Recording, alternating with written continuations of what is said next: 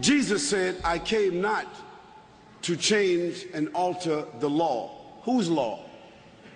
The law of Moses.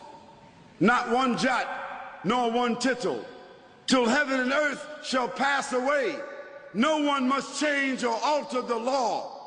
For anyone that does so is the least in the sight of God. That's what Jesus said.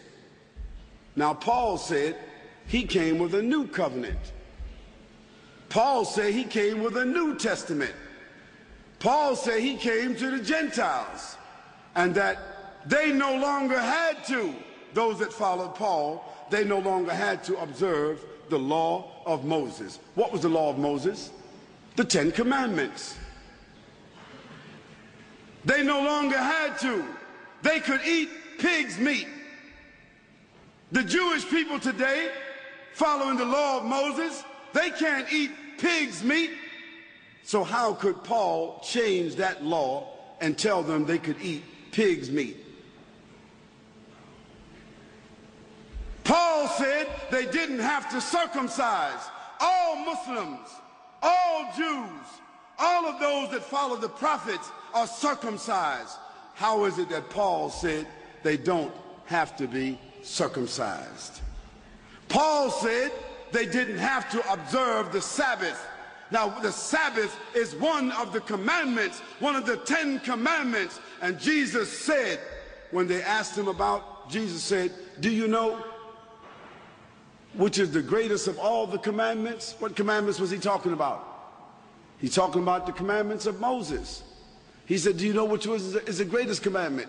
Jesus said, love the Lord thy God with all thy heart and all thy mind and all thy soul. This is what Jesus said was the first of the commandments.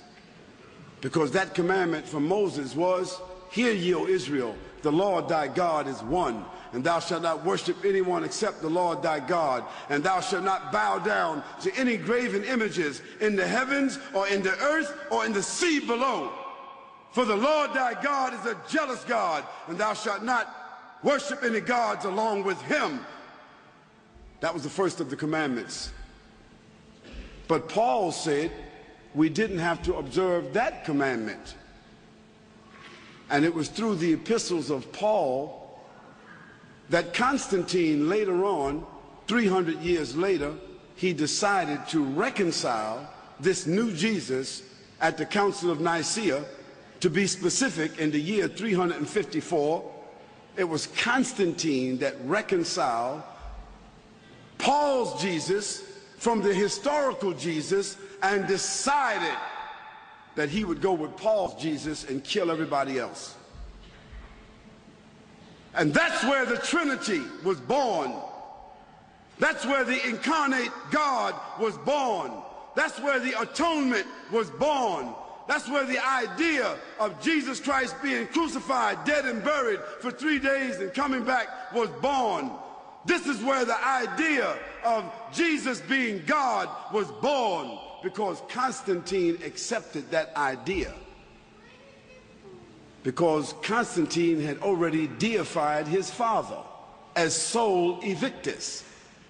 And that's how December the 25th became the birthday of Jesus, although Jesus could not have been born December 25th, because that would have been the winter in Lebanon. And anyone here that is from Lebanon will tell you September the 25th is probably snow in the ground. So why would they have a baby in the manger when there's snow on the ground? But that was the date of the Sol Invictus. And that's when they changed the Sabbath from Saturday, from Yom al-Sabt.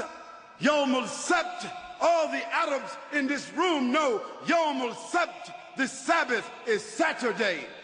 So how did the day of worship for the Christians become Sunday?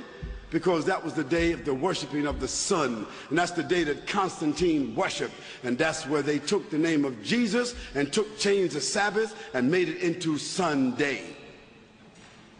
And Moon Day, Monday, and Tuesday, another god, and Wednesday, another God, and Thor's Day, another God, and Friar's Day, another God. All gods of the Romans and the Greeks. What did that have to do with Jesus Christ? Absolutely nothing.